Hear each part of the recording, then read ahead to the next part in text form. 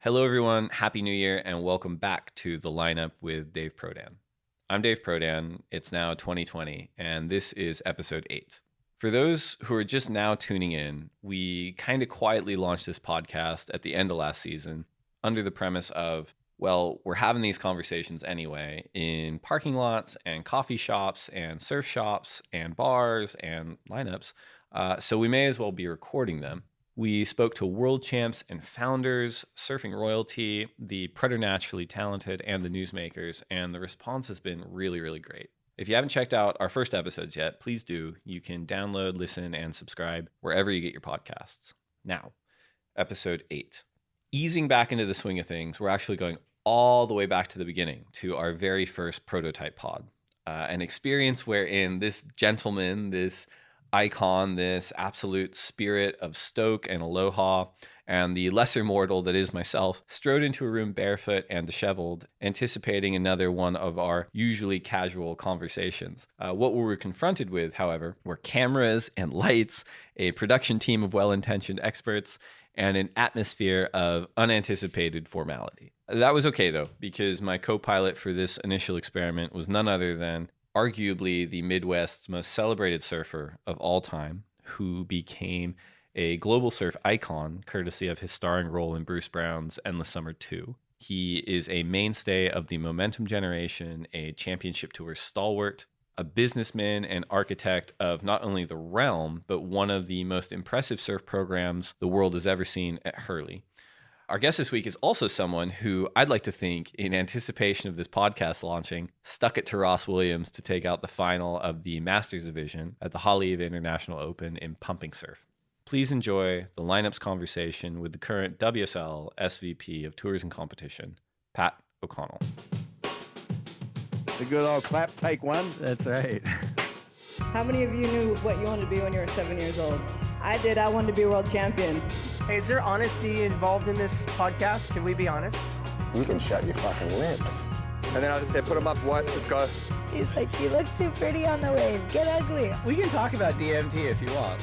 I thought you were boxing.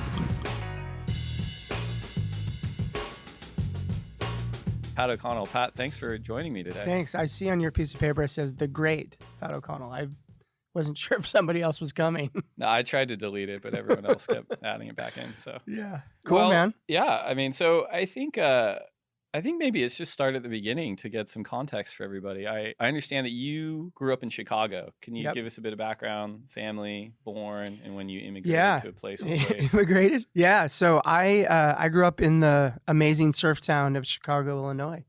Yeah, I grew up playing soccer, baseball, everything but surfing. I lived there till I was 12 years old. So true story is like, living in Chicago, the weather is pretty shocking, right? So wintertime is freezing, snow, etc. Summertime is so hot and humid, you don't even want to go outside. So there's about 90 days a year that you actually, on either side of summer that you would actually physically go outside or on purpose. Yeah, it was a trip. I used to get, for Christmas, you'd get a bike and you wouldn't ride it till Easter. It's just like, I ain't going outside. But then, my parents, we moved to California. The rest of my family stayed. And I'm still a Bears fan. I'm still a Cubs fan till death do we part. But so I've been in California since I was 12. And what did mom and dad do? Do you have brothers, sisters? Yeah, Dad had a business he was running, and then I have a younger brother who's 4 years younger, but twice as tall. So we used to get in fights until he won, and then we stopped fighting as it goes. So he's 5'10" tall. Yeah, he's a normal sized man. So what precipitated the move to the coast? Like, why did you guys move to Dana Point? Yeah, so it was interesting. So when we first moved out, my dad, his business was expanding, and he was flying back and forth from Chicago to the West Coast, and he was like, okay, we're either just going to stay here or we're going to moved to California, which was a great idea. We decided to move and just base everything out of California. Were you guys bummed at the time, or were you just like, get me to California? Honestly, it was a trip because I was 12 and I was kind of set in my ways. Like 12 years old, you're just, you don't really think about the opportunities. You think of like, oh, my friends or, whatever is important to you at that time.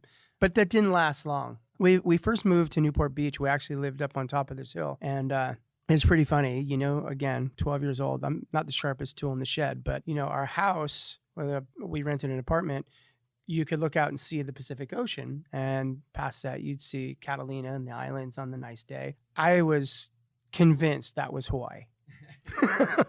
And my people would call and I'd be, yeah, man, I can see Hawaii. That's right. I was convinced they're islands. They're off the Pacific. That's Hawaii. Yeah, that's it. For sure. And but anyways, we were there for a little while, and then we moved down to Dana Point later that year. And so, that's where I got into surfing, is just meeting people. And, we lived a close enough walk, probably 15, 20-minute walk to the beach. And so that's kind of how I started to fall in love with surfing. And I think also is when you're, 12, 13 in that age, you start to get that little bit of independence as kids get, and surfing offered that, because it was no longer did I have to wait for my parents to take me to soccer practice or baseball or whatever other activity I was doing. It was like, oh, wait, I can walk and I can do this all on my own. Like, I'm close enough to do something. It created this like really cool independent thing where I could piss off and be myself all day and not have to have people drive me in and wait for me. And your local was Salt Creek. And my local was Salt Creek. Still is Salt Creek. Still is. Same place, same thing. Yeah, we used to hide out. We actually carved out little places in the bushes. And it's funny, to this day, they've cut the trees back. They've done all this stuff, but our paths are still there. And we used to go, and the snack bar was there, and the guy would go fill up I remember the Haagen-Dazs guy, he'd leave the thing open, and we'd be hiding in our bushes, and we'd send some, okay, go, go, go, go. And they'd run up and they'd steal a bunch of Haagen-Dazs and they'd throw it back down into the bushes, and we'd hide, and then we'd send another one of us. We were a pretty good unit. Yeah. And then, that was childhood. So starting at 12 and the pathway to becoming a world-class professional surfer, that is like super late by today's standards. What was it like then? Like what era are we talking? We're talking 80s? 86, I was a freshman in high school. So 83 is when we moved to California. Right. And what was who'd you run with? Like, not to make this about myself, but like I grew up surfing Salt Creek. I didn't make the CT. How did you get so good? Like, and who were your guys that pushed you? Yeah, it was, so Vince De La Pena was, he's now runs Vissla, or he's a big part of that brand. We used to surf all the time. There's another kid named Mark Bellinger, who was a great surfer from our area. There was a lot of crew, and what we had that was sort of special was, there weren't really like, nobody was what you would say world class, but we were there all day. I mean, we were down there in the dark, and we went home in the dark every day. And it was about being good, but it was about it was a good group. And we just, and there was probably 10, 15 people, that sort of bush people. But that sort of changed fast for me, because the other thing that happens living in Southern California is when we were kids, especially that age, the NSSA Nationals, the USA Championships, all those things happen within a driving distance of my house. So, not long after I moved, maybe a year and a half after, I met Kelly Slater. He was staying in the area, and Kelly would come out for the whole summer. Ross Williams, Shane Dorian, obviously Rob lives down the street, Todd Chesser. Everybody would come out for an extended period of time all through the summer. And so my house, my parents, it was an open door policy, right? Like 50 boards on the grass. Again, we lived close enough to walk. And at that time, you didn't need somebody to take you somewhere, which is insane. It's like, okay, it's that independence we were talking about. It's freedom. Like, okay, cool. We can crash at Pat's house. It doesn't matter. You might be on the ground.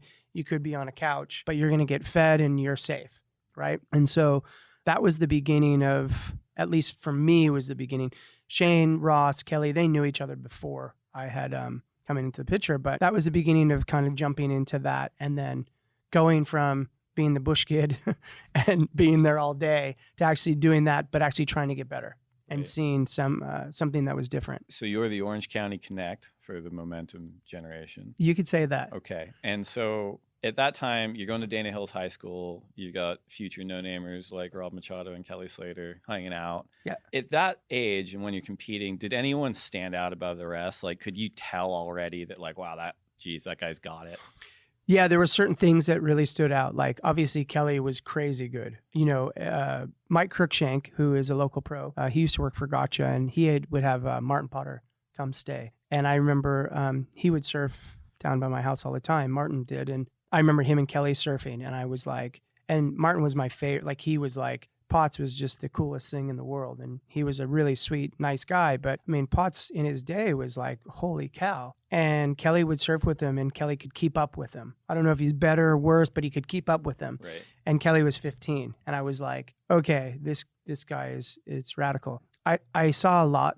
I saw Rob the same. Rob kind of had the same. And then as we started growing up, like Shane was just crazy, and it sort of played out that way. Right. But everybody had something that was pretty special, different things that were really stood out. But the obvious one is Kelly was just light years ahead of everyone. When did you get your first sponsor and how were you approached and how'd that work? Gosh, that's a great question. I don't really know how I got, well, yeah,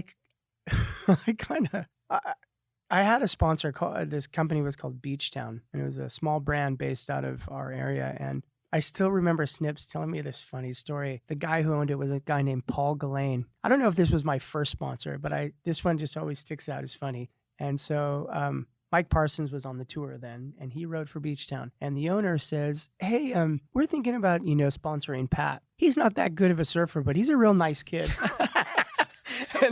and I think that's sort of been the story of my life.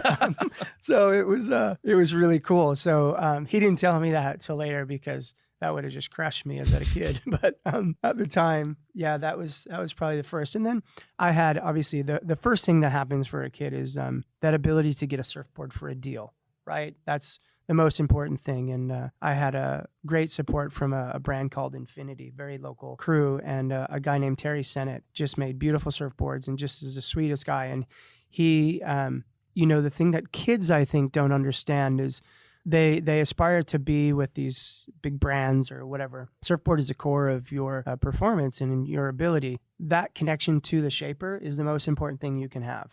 And so Terry was insane. He literally would drop everything every time and make me a new board. That's how a relationship I felt like, and I was young and I didn't deserve that attention, but he gave me that attention. I would say that was probably super important too. Terry's the man. Terry shaped my first custom boards when he was out of the Infinity off of Avery. Yep. So Salt Creek, Terry Sennett, Endless Summer 3 is Dave Broden around the corner. Watched by nobody. Okay, so you're at Dana Hills High School. You're competing with this amazing class of surfers. You're getting great boards. At what point does the wheel start turning upstairs and you're thinking, I'm going to be a pro surfer? Like, was there ever any other career trajectory that you entertained? Like, what for you kind of crystallized, like, that's the path? Yeah. So there never was like a path for me. It was just more of I was doing it. My friends were doing it. It became sort of like, it's like this stream, right? And I was kind of in it. But then what really happened, I had gone, there was a domestic tour called the PSAA. And I had gone to an event. I slept in my car the whole time. I didn't tell my parents. But there wasn't, I didn't have the money to stay in, whatever. I wasn't like a highly paid pro surfer. I slept in a Nissan CRX or whatever it was. It was like whatever the car was. It was a little human car. And I slept in it for the whole contest. And somehow I won. I came home with a, Where was it? Where were you? It was at Imperial Beach. Okay. Yeah. And I came home and I was like, and it was the oddest thing because I think like, my parents kind of understood. We're from Chicago. Yeah. Like when my parent, what is he doing? I think people who know people like the Midwest is very conservative. There's a path. You do your high school, you go to college. Like there is a route you take. I was not taking that route. I was definitely doing something very different for a kid from the Midwest. And so I walk home with this, they've given me this plastic or cardboard check. You can't hide it in your house. Like, they're like, how was your weekend? I'm like, dude, it's kind of cool. Look at this. So I was like sharing in this thing and my parents were kind of like, dude, you won? I think maybe, I kind of think at some point they were excited that surfing meant so much to me because it kept me out of trouble. It did I did okay in school. It was like, hey, this thing keeps him occupied. He doesn't party. He doesn't do all the dumb stuff because he likes to wake up early and go surfing. When I started making money, I think they kind of went, crap, like it's not going away. The rash won't go away. So it was just a trip. And I think that was the beginning of where I think my family just went, okay, wow, there might be something to this. And that was for me too. I started making money. And I remember later that year, I won my second event at Malibu as a PSAA. And so I'd won 2 that year. And I was just like, whoa, this is pretty cool. Now I actually have to pay taxes for the first time. How old are you at this point? Probably 18. 18. Okay. Yeah. So is in your brain, you're like, oh yeah, I'm winning. Like, is it, I'm going to win a world title? No. Like, is that ever enter? No? No. I mean, again, it was like, so at this point too, is by that time I had made pretty good friends with Kelly and Shane and Ross and Todd and Brock, all these people. And they were far better surfers than I was. So like in the grand scheme of things, yes, I was able to compete and be at that, but I never felt like, and also to be fair is like, the world tour is a different place. Right. This was all just sort of domestic. Series, yeah. And so I felt like a big fish in a little pond here, but I knew as soon as I stepped outside of America, it was going to be a lot different. Right. Yeah. Let's switch gears for a little bit. Okay. Endless Summer 2. Mm-hmm. You get approached by Bruce Brown. Mm-hmm. Walk us through what that's like. Yeah, it was funny. So I got the call from Bruce. You're 21, 20-ish? 20. 20, Yep. okay, yeah. Yep. And I didn't believe it was him at first. So that was the other thing. There wasn't caller ID then. So when someone called, you would laugh. You'd be like, and so Kelly had told me that they had approached him first. Right. But he was already like moving on. He was going to be a world champion. In fact, the year we started filming, Kelly won his first world title. Yeah. So it took me a while when I answered to believe that it was actually Bruce. And when Kelly calls you about that, because Endless Summer is such a singularly important film, and were you aware there was a second film happening? Yes. And were you guys like, oh wow, like what if, I was on this? Is that a conversation in your group of friends? Or? Yeah. So it had been a rumor, just like anything, that they're going to do another movie. Kelly said that he had talked to a couple people, and obviously Kelly was the leading candidate. At the same time, a really good friend of mine, Gary DePella, lives in surfs Salt Creek. Him and Bruce are super tight. Now, Bruce grew up in Dana Point. And so we shared a lot of the same friends. And by degrees of separation, we're literally 1 degree of separation at that point. And so when Bruce called me, it was like, oh, I know all the same people you know. Like those things. And so literally he said, hey, I'd like to meet you. And I said, well, great. I was driving up with Todd and Todd Chesser and Shane Dorian to go up for a PSAA event, like 2 weeks. And he goes, and Bruce Brown lives in Goleta, in north of Santa Barbara. And he said, hey, will you come up and whatever? And I'm like, yeah, I'll come up in 2 weeks. He goes, how about tomorrow? I'm like, oh, okay. And so I drove up and we spent the afternoon together. And then the planned trip that I had the 2 weeks later, we actually did filming and testing that day. So it progressed really quick. Where was the planned trip up to Goleta? Yeah. Yeah. And so that was actually quite a funny one because that was the first time I met Wingnut. And Wingnut had been sort of anointed. He's the guy. Right. And then it was sort of, I was potentially the next guy. And he pulled me aside. He goes, dude, you are the dumbest person I know. He's like, you brought 2 people that are better surfer and better looking than you are. Why would you do that to a job interview? I was like, man, I didn't really think about it that way. That was stupid. Why was Wingnut already like locked in? What was his appeal? He had done something like a video or something, and Wingnut's so outgoing and really good. And so he had already made that relationship somehow. I think actually the process that Bruce had was they went to the magazines and they sort of had a list of people on both shortboard and longboard, and then some of his trusted people. And so as those names boiled up, let's say there's like 4 or 5 overlaps, and all of a sudden the list gets pretty small fast. And so I think Wingnut's name was pretty high on that list, and it was an easy relationship. That one went across. I'm sure there was a bunch of names on the shortboard side until it sort of got narrowed down.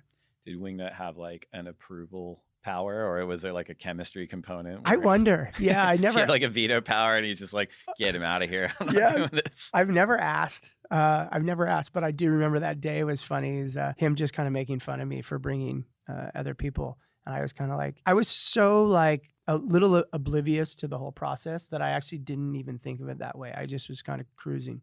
And so, okay, so you're winning PSAAs, you 20, you get signed to do Endless Summer 2. Yep. Do you tell your sponsors? What do they think? Like, who were they? Like, how'd that go down? Yeah, that was a tricky one because I was sponsored by Rusty at the time, and there were no logos in the film. That's what they said, and so it would have been a whole nother process. But I had done a deal with Rusty, so I got to keep the surfboard logo on the thing, and I think it was really, really. I mean, it was great for them. It was great for me. They were great, but it was definitely a trip because unlike today, where there's internet, there's social media, there's all these other things, we really disappeared off the face of the earth for 2 years, 18 months. But there wasn't really doing events. I wasn't able to do other stuff. I literally couldn't. I had to keep my hair the same.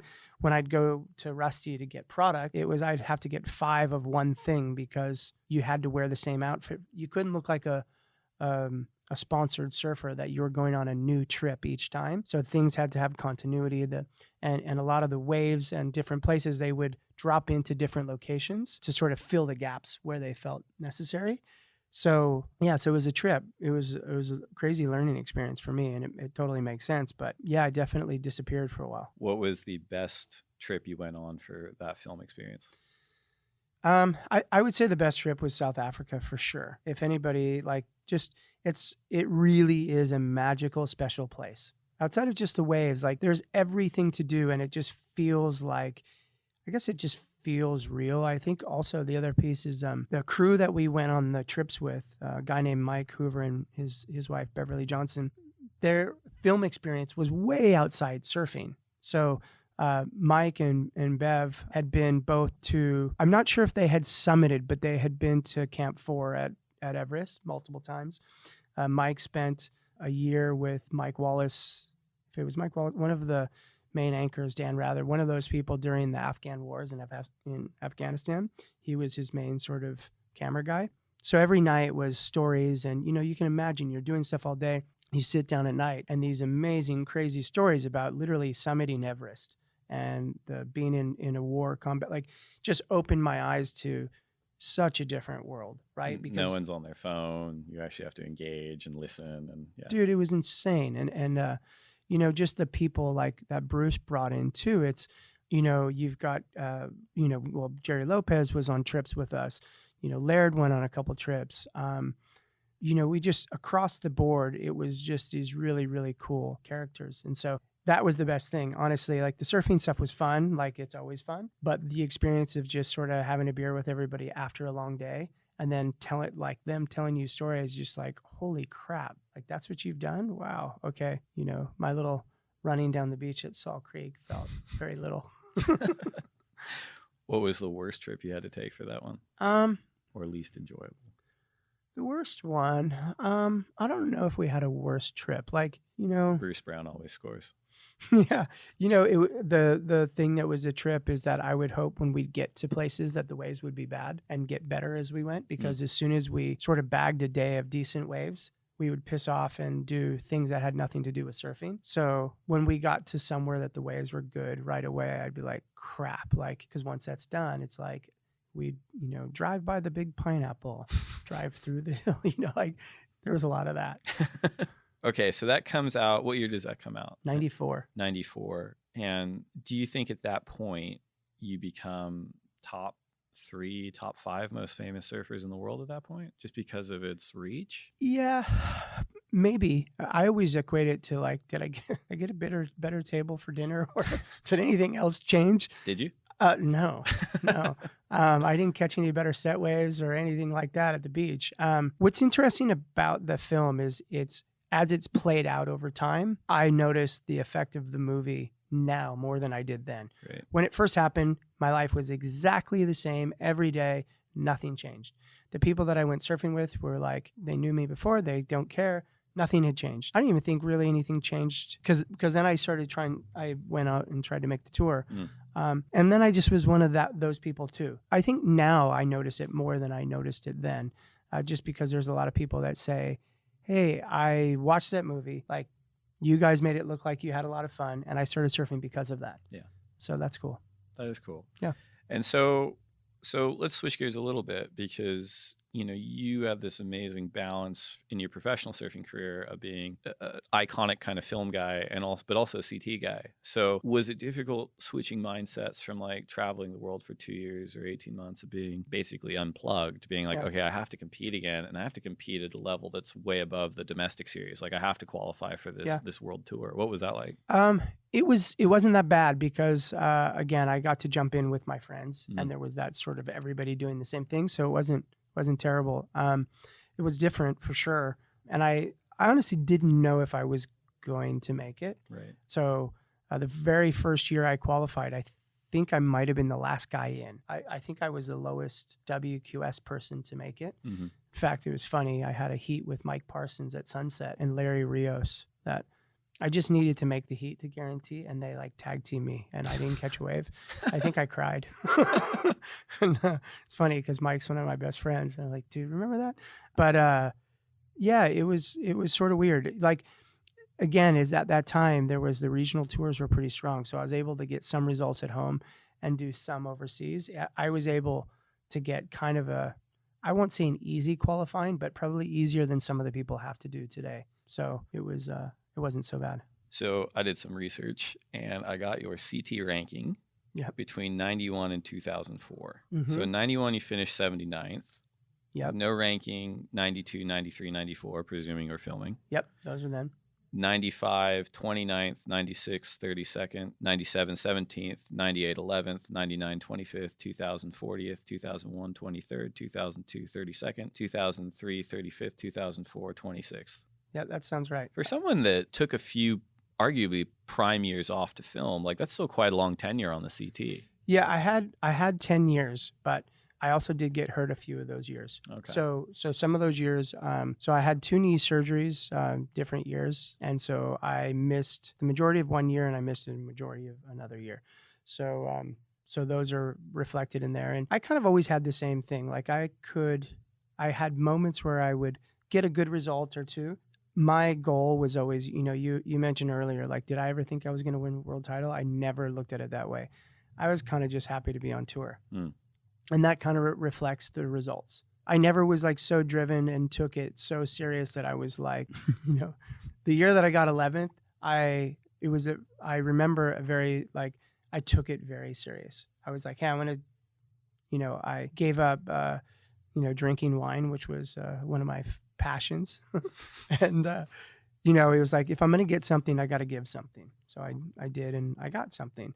Because I was going to ask, did you guys train back then, or specifically did you? Not really. I mean, it's not like today, what people go through. But I definitely, it was on my mind, and it was like, hey, if you're going to do this, and, right around then, Todd Chesser passed away, and I remember him kind of digging into me and just saying, dude, like, hey, you're on this tour, give it more of a try, And so it wasn't that I was like screwing off. It just the intensity level of like trying to win at all cost was never it wasn't the thing I was doing. And my ability level was mid-level. So if you look at those rankings, it's like, hey, the years that I really applied myself, I could move, into the low teens. The other years I could, just sort of sit in the mid to, maybe falling off tour. Like I was always like that balance of, am I going to stay? Am I going to go?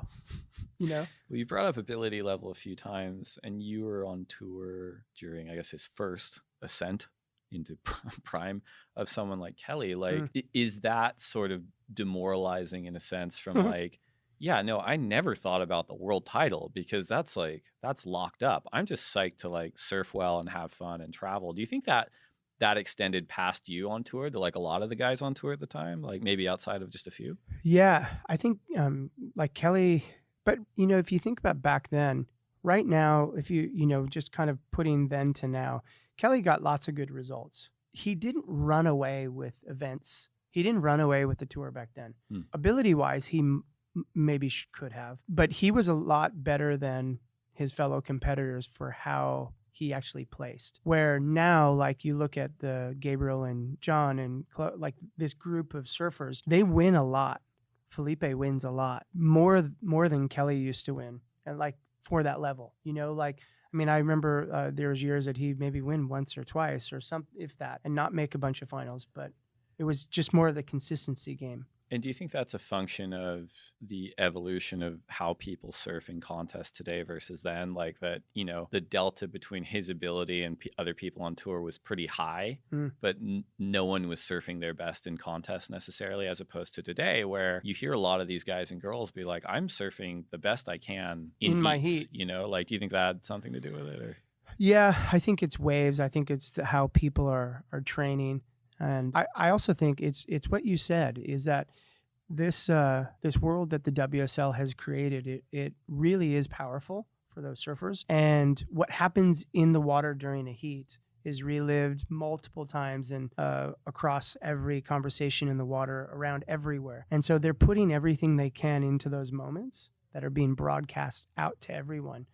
On any given day when you paddle out after an event, the banter in the lineup is, did you see that? Did you see that? Those surfers are getting those same pieces of feedback, which is pushing their performance level. Right. So when you were on tour, did you have spots that you really enjoyed going to that you feel like you're really strong at, and which ones were those? Yeah, I loved Reunion Island. I just wanted to always go back as long as that was on tour. That's honestly, I would wake up January 1 and go, okay, how do I stay on tour so I could go back there? Yeah. I just thought it was killer. It was fun, and it was like, it's really far, but it was just really cool, and it felt like a treat to go there. So I kind of liked going most places, so it didn't, whatever. There wasn't anywhere you were like, oh, this is always a hard event for me, I don't like it. No, but you know what used to happen is, like, because I was sort of mid to high range, like, you know, whether I'm going to stay, I kind of had to do both tours. Right. And that was tough sometimes, because it would be like, you know, in some maybe not great locations, and you're just like, whoa, I'm not going home for 3 months. And, you know, I remember kind of whinging about it. And I used to do a little thing for Surfer Magazine, and it was like a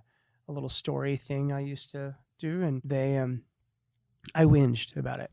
And now I laugh at myself, because whatever this person, whatever it was a while ago, they were absolutely right. They're like, boo-hoo, you know? It is like a double, like, it is, grass is always greener a little bit sometimes. Like, I remember when I worked at Rip Curl Surf Center in San Clemente, reading like Mike Lossness, who was one of our team riders, like complaining about going like, man, it's like to compete here, and then I go on a photo trip, and I'm like, oh my God, man, like I will never ever, but it is like a job, and it can be a grind. It's super fun. Like, there are certainly worse existences, but like it's not all easy. No, and I think the biggest thing is that it's not easy, and it can go away in a second. Yeah. And the wanting to hold on to it forever is what creates a little bit of frustration, because you know it's not going to last forever. Right. And so, yeah, you only get to ride it for a little while. And so it creates a little bit of like that anxiety and angst that then on the other side materialize in being a grumpy, spoiled brat. So in 90s and early aughties, you finished Endless Summer 2, you're on tour, the world title is what it is, webcasts haven't really been refined, the waves aren't always great. Do you think from like a professional standpoint that also created that opportunity for those momentum videos to really have an impact on people's careers? Yeah, the momentum videos were literally just about, though, is surfing crappy waves. And like, this can be done at your local beach break. Right. That was it. I really think Taylor, like, he had Seaside and Beyond, the films before, that was just Seaside. You know? And it was everybody just riding the low waves there. And I think it just opened up that thing. It's like, you don't need to go. It really did move away from exotic locations into, hey, can you surf in your backyard? Right. So like, you're comparing Tom Curran and Sonny Miller on the Search, which is awesome, but not attainable for 99% of the people 100%. to seeing the world's best surfers surf stuff that they surf every day. That's exactly right. Yeah. Yeah. And so it just made this thing and it was punk rock music. It was, you know, you think about it, there wasn't a bunch of slow-mo and stuff that is used today in different ways, but it was punk rock music, fast action, and these quirky little edits. Which momentum film do you think you got your best segment in? I don't remember. I remember just getting the waves that I still have that I remember. I don't even remember which one it was. I think it was the first one. Was a couple waves from Backdoor that I was stoked about. And I was just honestly stoked because when I got them, Todd Chesser, who was like the one that would slap you down if you were, like, he was the one that made you paddle out when it was too big and you were scared. When I finally got those waves, he was like, said, good job. And I was like, So I sort of got validated, like, wow, okay, cool. It's funny how that relationship works a lot of time, like whether it's in sports or whatever. If you have like a coach who's a real asshole, it never gives you anything. Yes. And then the second they're like, hey, that wasn't terrible, it's the best feeling, as opposed to someone who's like, here's Giving your you praise the whole participation time. award. Like, you're like, all right. Totally. Yeah. And Todd was the hardest too. And so when, I remember getting a couple of those waves and he actually said something nice, I was like, did he just say that? Wow. Yeah. Yeah. All right. So 2004 is your last year on the CT. You're still a professional surfer. What does the transition look like? Like, who are you riding for? What's the plan? Like, how do you move from touring pro to next chapter in terms of career? Yeah, so that was at 2004. I was I was on tour, and I realized during the Trestles event that I was just kind of done. And it was the weirdest thing. I had a heat with Kelly, and I was winning the heat. He took the lead. I needed a 6.5 with like 4 minutes, and a 6 foot set came, and Kelly was on the beach. The crowd, like everybody screaming. I got so pumped up that I literally just paddled straight out to sea. I literally missed 3 like 6 foot set waves somehow. It was the weirdest thing. Like and so it felt like at that moment, like things started to turn, right? And I'm like, okay, I'm gonna stop, but I really wanted that year to qualify and feel like, so it was that thing. I'm gonna qualify and then I'm gonna hand it back. Right. And so by making a heated pipe and whatever, I got to get that. And then it was like, I called Bob. I said, hey, I was riding for Hurley. Okay. And I was like, hey, Bob, is there anything I could do for you guys, whatever. So the conversation started. But he was like, hey, there's nothing like what I told him. I told him. There's nothing you can do for us. No, there's literally just stay away. He did. What I told him, I said, hey, man, our operation in Europe is pretty light. Like, I think I could run that business for you. And he kind of went, hey, that's great. Like, let's start a little slower than that. And so, like, that's a big swing, man. Well, because when you're like, you have no idea of what it takes to do anything. You just see the dude having coffee and talking story. Yeah. You don't think it's this like. I can do both those things. I Totally. applied for the ASP CEO job when I was a senior in college. You did? Yeah. I ended up getting an internship, but it's about the same. It's yeah, I mean, dude, the world is like, I can figure it out. Because you watch these people and they're cool as a cucumber. And you're thinking like, dude, I can do that. It's just taking people out for dinners and drinking coffee with other people. That's what your job is. I've been doing that my whole life. Pretty much, I'm great at that. Yeah. So about 6 months into, this next year, they're like, hey, why don't you just come in and start helping? Whether it be working with the team, packing boxes, whatever it was going to be. They're in Costa Mesa Yep, at this point? Okay. With Hurley. And so I walked in, Paul Gomez gave me a manila notepad and said, start taking notes. And we box cutter. And we just box cutter and we started going. I'm going to get to this, but I've hopped over a super personally important chapter called The Realm. Oh, yeah. That I want to know about. So The Realm, explain The Realm for me as someone who might know it, but for everyone out there, what was it? What was your involvement? Yeah. How did it go? It was a disaster is what it was. Oh, so no. we started a clothing company. And again, it's What year is this? This is 97. 97. So you're on tour. Yep. You're like, yep, I've got a profile. I'm going to start a clothing company. Correct. Okay. And so it was a bunch of people, Greg Tomlinson, it was Mike Parsons, the Reese brothers, everybody that was Arnett, actually. Right. It was the Arnett sunglass brand. And they had, when Arnett was sold to Bausch & Lomb, there was a non-compete. And so they couldn't do a sunglass brand. Yep. And so they're like, hey, let's do something different. And this all falls into the life seems easier when you're not doing it. So we're like, yeah, we're going to do an apparel brand. Probably the hardest thing you can do in the world. 0 margins, a lot of money up front, very little return. Sounds like a great business.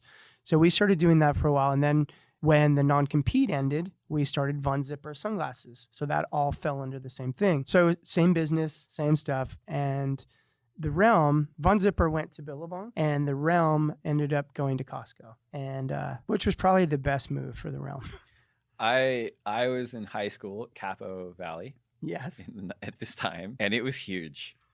It went like no one had it to everyone wore it within like a week. And then I think I was working at the surf center then too, and so I feel like there was a rumor that OP was about to buy it. OP was about to buy it. And Pat O'Connell was about to get paid. That's verbatim the rumor that was going on. So Dick Baker was the president of OP, and we were in major financial trouble.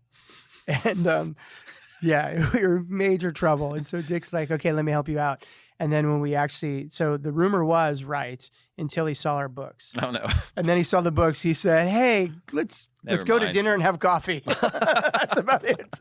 And so, yeah, our books were not pretty. So yeah, that was the Learning experience though. yeah, it was really good. And again, it just falls into the like, everything seems easier until you try it. And there's a lot of the apparel brand stuff is hard. Is every 90 days you need to restart the world. You know, you start from scratch, and it's whether you have 50 or 100 different items you're making, you're sort of starting at scratch. And we were coming from a sunglass mentality where you have 2 or 3 frames that are great. You may do a different color and a different shade on the lens, but it's a sunglass. And they were coming from the time Arnett, which had the catfish, which was like the biggest thing. And they just basically copy paste, here's your new, and it was everywhere. So we weren't equipped to run that business. Von Zipper's still around. That's awesome. Yeah. Yeah. Well, it had to get sold to make Sure. sense. Yeah. Someone else had to keep it around, but That's right. you started it. Yeah. That's there you cool. go. Yeah. All right. So flash forward back to Hurley. You're taking notes. You're working with team stuff. Like, what was your first kind of defined role after, I guess, sort of like sampling a lot of the stuff and understanding the business? Yeah, I was working with the team basically. Yeah. I did all that, and that was a really fun time though, because we had just made this board short, the Phantom board short, and we, you know, as a brand owned by Nike, we had a lot of resources and different and we really focused in on this sort of innovative product, and this fabric came out that was being used in swimsuits and other things like for racing, you know? And so we were like, gosh, I wonder if you can make a board short out of it. And so it was really cool. So it was on this border of like, hey, can we market this? Can we do something? And it was this extremely expensive material. And when people wore it, you know, it sounds funny now, as everyone went, oh my God, I feel naked. I can't wear these. And so it was like, let's push the issue. Let's see what we can do. And all of a sudden it kind of redefined what board shorts were in the surf world. So it was really fun to be a part of that because it was kind of groundbreaking and we defined a new product. Who was on the team at the time when you kind of took over? It was Rob Machado, Timmy Curran, and then we did a deal, like, I think not the first athlete that I had signed, but Yaden had just come on board. I did a trip with Yaden Nickel, and then sort of coming to the back end of the year, that was, you know, I started 6 months in after I had left the tour. I signed 2 athletes. The first 2 people that I did deals with were Brett Simpson and Adrian Buchan, which is funny. So I was friends with Ace. You know, I was on tour with him at the very beginning and end of mine. And I just thought he was a really fantastic person, just a really good role model, and just a good person. And I thought, like, when I look at the Hurley brand, if anybody knows Bob, he's the most outgoing, happy. Like, if you've ever spent 10 minutes with him, you just think, wow, that was the best 10 minutes of my life. I felt like Ace kind of has that. Sure. And so it was pretty easy. And, you know, with Brett, he's the same. And then we were focused so much on where Bob grew up, which is Huntington Beach. Yeah. And that was sort of owning our backyard theory. And so we had the best surfer in Huntington Beach. Yeah. And so was that, what was the lens through which you were looking to build a team around at that time? You've got Rob, who's sort of an icon. Yep. As is Timmy Curran, although criminally underutilized in the Momentum Generation documentary. 100%. Yep, good. I'm glad you agree with me. Yep. You signed Brett Simpson, who yields major dividends, winning the U.S. Open back-to-back. Yep. And then Yaden Nickel, who's just crazy. CT guy, Yep. big air guy. Like, Nike's kind of got... Did Nike have any influence over how you guys structured your team back then, or...?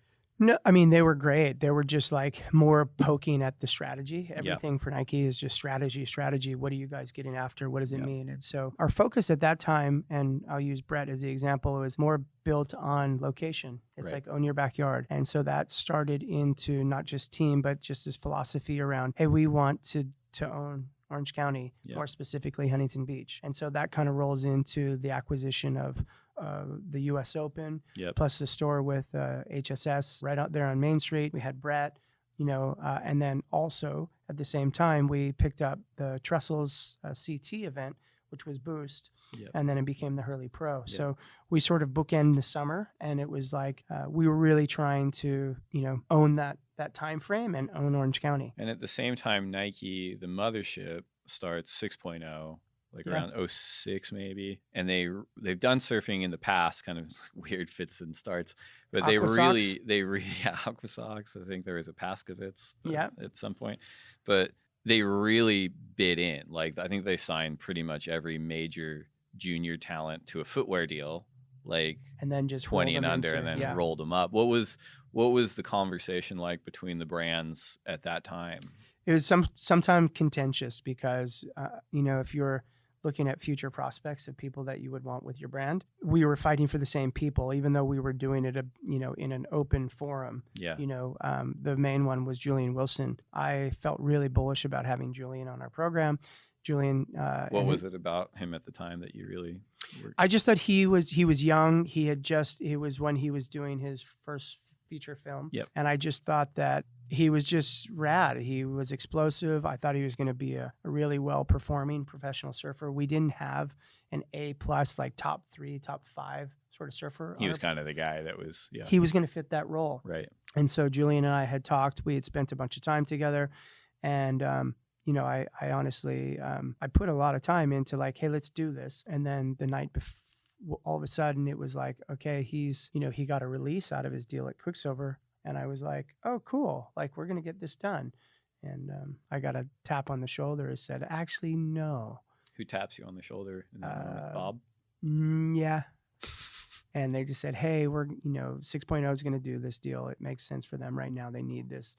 And I was like, cool. It's great. I would have liked to have known that 6 months ago. Because it was just sort of like, and we had the US Open at the time. We put a lot of time and energy into those relationships and things that were on the ground. And so when I would say it was never a contentious relationship. It was always good.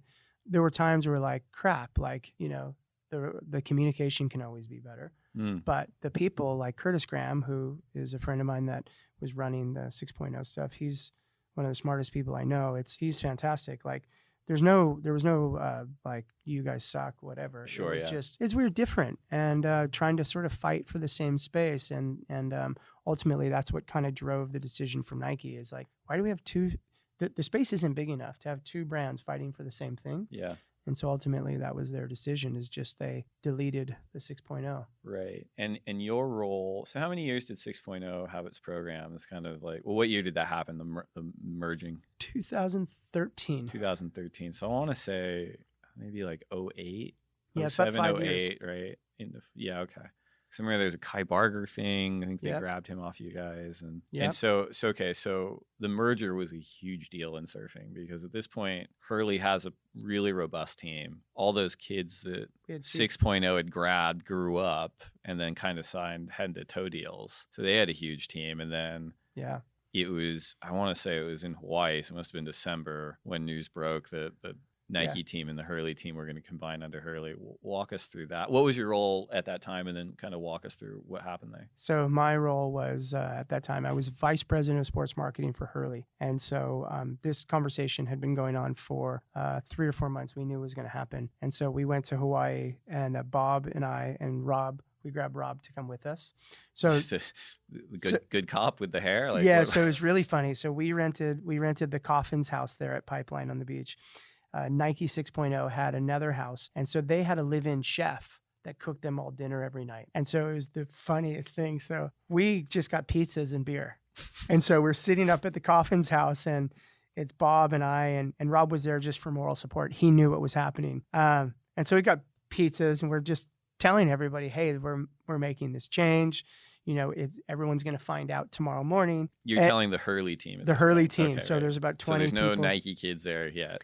No. Okay. So at the same time, Curtis Graham is at the Nike house. Where's that house? And it's off the wall about 200 yards away. Okay. And they've got their chef there that is making them all handmade food and whatever is happening there. Smaller group. This is the last time you'll have this chef. Well, so halfway through our presentation, everyone's sitting on the ground eating pizza, picking sand out of their toes. Yaden's like, sweet, does that mean I can go eat over there? For tonight only, yes. It was so funny because it just was like this. I think the realization was from their side. Like they looked at our like crazy batch of people like sitting on the sand and picking stuff off their toes. And they're like, oh my God, we're going to be with them. And everybody on our side was like, oh my God, we get to get treated like that. This is amazing. So it was this weird, like, and for, Brandon, who I was working with, Brandon Gilmet, we were sort of like, everything sort of land on our shoulders, like, okay, expectations and all this, how are we going to live up to what, the people on one side had grown accustomed to and the other people really wanted, but then fit within a budget that is in a business that, probably couldn't afford to take on all that stuff. Well, I mean, just managing like talent and egos and expectations on both sides is probably a pretty sensitive thing because you've got your team, right? That, despite maybe at the time, none of them being considered A+ title contenders, like they probably themselves think they are, because that's the mentality you grew up with. Yep. And then all of a sudden they find out, now I have to share a budget line with someone like Kolohe Andino and Julian Wilson and Nat Young and Michelle Perez and these like really heavy hitters. Like was there any did anyone come to you and be like, I don't feel good about this? Yeah. As the merge happened, there were certain people that weren't super happy. Probably on both sides. Yeah. And so we had a very strict policy because what I didn't want to do is open the door to renegotiate every contract. So we couldn't. Right. So I would listen, but basically say, hey, sorry, we'll find our way through it. But ultimately, you can imagine I think it was 18 athletes came from Nike 6.0, and we had probably 23 at the time at Hurley. So we almost doubled our program. From a budgetary standpoint, it probably tripled or more. Yeah. Because there were some bigger athletes on the other side. So Felipe Toledo, I forgot him too, obviously. Yeah. So all of a sudden you've got this thing and you're now trying to create new relationships too. Right. Yeah. And understand history and everything. But the biggest piece was like, as people would be a little bit unsure about their footing, it's like, okay, I don't have an answer today, but I'm certainly not going to open this up so that we start having these conversations. And the next thing you know, I'm pen to paper on every deal. And that just didn't seem like the right thing. So I probably put a lot of calls to voicemail in the beginning. We'll figure it out later. Yeah. One of the interesting things that happened at that time was, and correct me if I'm wrong, but you absorbed the Nike 6.0 women's team. Yeah. And before that, Hurley didn't have a women's program, although I know there was always kind of rumblings. Yeah. I think at one point there was a rumor you guys were going to sign Steph Gilmore, tried to. Yep. Is that true? We didn't try to sign Steph, but we had seriously looked at doing something with Carissa. Okay, right. Yep. Yeah. So what we didn't have at the time is going back is we had a very strong position around men and a point of view that was innovative, surf, whatever. And the women's side, it was more of kind of a lifestyle brand. Yeah. And so there was a disconnect we felt. And so what in the middle of that time when Lakey and Carissa came on, we were in the beginning stages of relaunching and reconfiguring the women's brand. Right. We didn't have wetsuits for the women at the time. We did swim, but the swim was done by, it was licensed and it wasn't performance stuff. Now, I will say is like both Carissa and Lakey were really great. Like they defined what they want to wear and we actually would make it, which seems obvious, but back then it was about the girl that looks cute on the beach. Didn't you do a deal with Bar Raffaele? We had a deal with Bar. Yeah, because I remember that being like a really hot topic. Yeah, because all the other brands, and there's always been conversations around women's surfing, but the industry is largely like a lemming culture in a lot of ways. Yeah. And I remember when Hurley didn't have a women's team, and they did this deal with Bar Raffaele. And I remember like an element of panic like across the rest of the industry because everyone's like, we're trying to pay world title contenders. Yeah, we've missed out. We've missed out. But what was that like inside Hurley? Because you guys obviously pivoted more towards sports-centric title contenders when Carissa and Lakey came on. It was exactly the thing with Bar was super rad. And I think it worked at some point, but maybe not to what we thought. And so it was us, any brand, any business functions the best when everybody is going the same direction. And when we had men's and women's that had totally different point of view, it didn't feel like it was the right thing. And so, as that redefining and those athletes coming on board and, I think also one thing that people maybe miss in sponsoring athletes, there's an emotional connection that drives you to watch more and that you get more invested. So, whether it's, if you don't have any surfers on the men's side, for example, and you've only sponsored women, you might not watch the men's heats as much. Sure. Same thing for us. We didn't have as many women, so you might not watch as much. Now it's like you're watching these people and you're watching to see how your athletes are performing. And all of a sudden you fall in love with the stories and the stories. And so that was kind of like a big moment for us, because there's been conversations, how do we go about it? And I think, again, it's that performance product and, leading with that, which is the same thing that the men's was doing. When all this is happening, you personally are also courting what would ultimately become one of the biggest surf stars probably already was at that time, but a future 2-time world champion in John Florence, as if your team budget wasn't already insane. Yeah. So the crazy thing is people don't know that we had come to at least a verbal agreement weeks and weeks before the announcement, the Nike announcement, Right. of the 6.0 announcement. And when Bob and Roger walked into my office to say that this Nike 6.0 thing might happen, the first thing it did was actually tell them, because hey, this might happen. Because at that time it was just a rumor. It wasn't really happening. And then, Terry Hardy was working with John. And so Terry and I finally got down. We went through all the fun details, and finally it was like, okay, we're good. This is it. Yeah. And that's when I got the phone call that, hey, you're going to Hawaii. You're actually going to tell everybody about the Nike changeover. Right. And so I just was like, oh my God, that wasn't going to be a positive thing for John, because it was not what I had been telling him what was going to happen. Yeah. And it was a major change. And so I flew to Hawaii, and the first thing I did was hey, I'm here for this thing. We're going to reset. And the very next day we started again. And it was a lot. Sure. And it was cool because, John's just so easy and he's rad and whatever, but it was a major change to what, Hurley was a really great place for him at the time before, because he knew there was a big open space and a lot of time and energy and attention. And, and that's always fun and good people around him. I think that goes without saying, but then just that, and then all of a sudden it's all the people you're competing against. Yeah. The top people you're competing against now are under the same brand. I think that's just hard for anyone. And so, it's a pretty insane sequence of events, right? Because you've got your team, you're really happy with them. You go, I need a world title hitter. I need to go get someone. John's coming up. He's coming off his O'Neill contract. Yep. Everyone's going after him. I think I can get him. They send you in because you're affable, enjoyable human to work with. You get him happy. Verbal, and then you're probably walking around the office thinking, I did it. I got this big thing. And they go, hey, you know what? By the way, there's another team with a ton of world title hitters that's now going to merge into this one. It was insane. Yeah, it was insane, man. And, on top of all this, which was funny, it was, I was getting married so this all happened November, December. Yep. And I got married a month later, and I don't think I was home for more than 3 days before my wedding.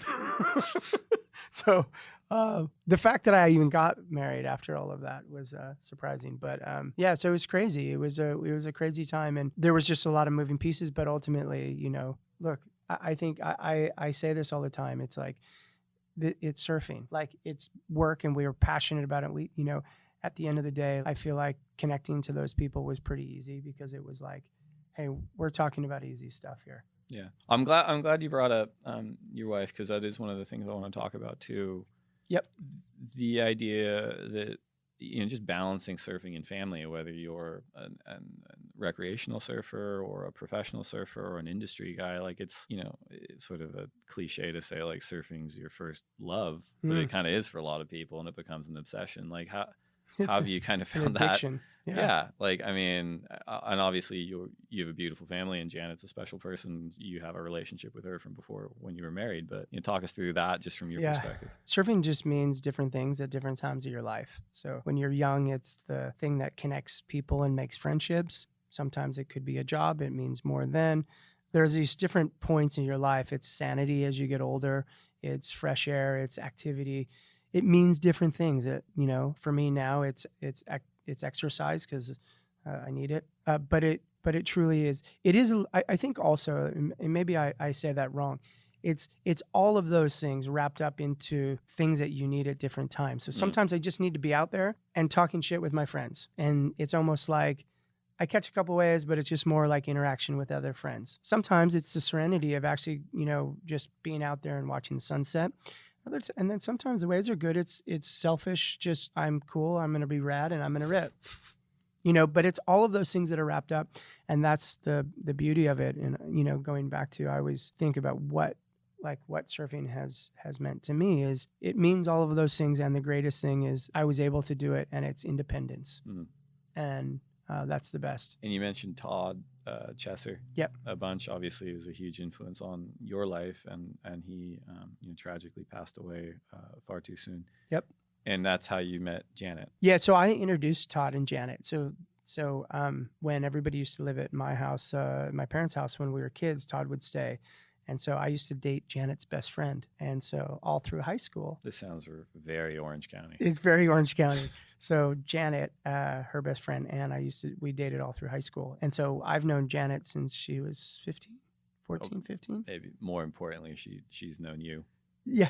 Yeah. So it was, and then that's my parents' house was such the hangout, and Janet, all their friends would come over and hang out, and it would be all of us boys surfing. And that was sort of not if it wasn't nightly, it was, every few nights in the summer, it was an open house. The door never was locked. Yeah. Yeah. It's a trip. I know you guys have Nathan, who's 4. He just turned 5. And he's surfing too. He's surfing. Yep. How cool is that? It's really cool. In fact, the other night, I was tired, and he's like, "Dad, can we go surfing again?" And then we caught a couple waves, and he goes, "Can we go again?" I was like, I realized at that point I'll never say no. That's the best question. It's the best question. There's 10 minutes until it's dark. Yeah. I want to go again. Okay, fine. It's 6 foot shore break. Yeah, I'm gonna get my wetsuit. That's exactly right. Okay, so you've done so much, and you're this beautiful family, and you're at Hurley, and presumably you're just kicking ass, and you make this very important decision. Yep. I don't know about it. Well, maybe you tell me if it was abrupt or not, to join the World Surf League. What was the process? How did you talk to Bob about it? What were you thinking? Yeah, that's a great question. It was so I've had a great relationship with Dirk and everyone. I've been on the board for the WSL, the ASP for a long time, as a surfers rep, then through the event council. So I've been in and around it for a long time. And in fact, when Paul and everyone pitched us as the brands to create this thing called the WSL, I was in those conversations. So I've always been pretty close to it. So now as time has gone by, I went for breakfast with Dirk one day, and he said, "Hey, how would you like to jump in and do some stuff?" And at first, I was really happy at my job I was doing. I also did feel like you do things for a certain period of time, and is it time to go? Is it time to try something different? There's another part where, it's very easy to be opinionated and want to do things and go, gosh, they should do this, they should do that. And I was one of those people that it was always like, if you had it your way, what would you do? So I was like, well, okay, here's an opportunity. And so it's like, I started kind of thinking, would it be fun to go and actually get in and try to do something? And, I'm a really good friend of mine is Rabbit, Wayne Bartholomew, and he did something that was fantastic here. He created what we now is the Dream Tour.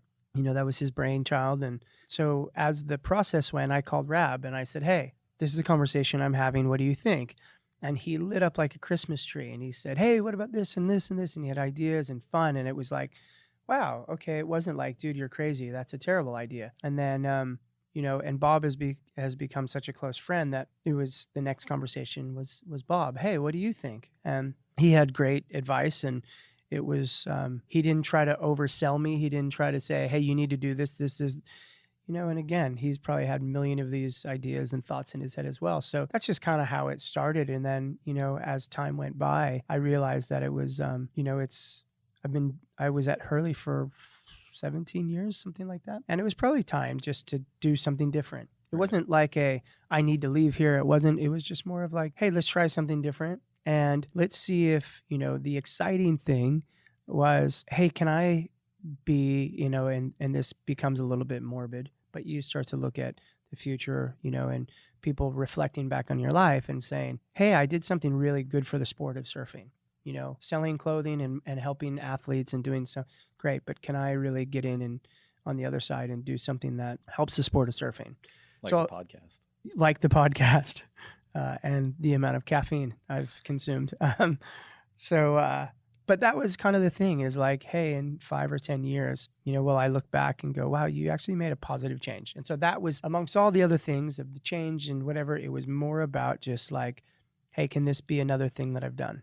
Right. And I mean, when you think of the trajectory that you've even taken us through in this conversation, like an outsider from the Midwest, started surfing late, did the amateurs, like friends with the part of the momentum generation, but like colleagues were the momentum generation, probably starred in what would be one of the top 3 known surf movies of all time, did a ton of other video work, did the tour, was on the other side with the brands. Like, you really have maybe one of the only perspectives that can come in and support a role like that. And what do you think about that, like in terms of your perspective? Yeah, for sure. And I think that was part of it, is I wanted to come in and have a little bit broader, there's different factions. There's the surfers, there's the brands, there's the fans. And I think we all have a unique point of view, right? That's silly to say that anybody has a point of view that has more merit or anything than anyone else. It's just more of, I understand what the brands want.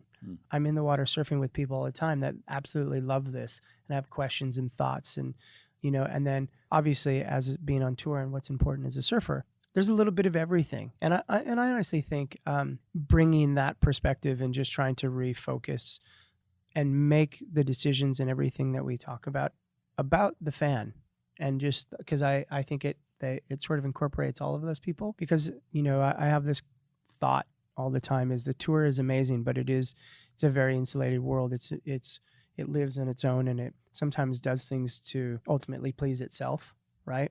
And I was watching, like everyone else, online from a million miles away. I want that transparency. I want people to see it. I want people to know what it is when we make decisions. And I know that other people at this organization feel the same way about just the transparency, so that it feels like it gets out of that just traveling circus.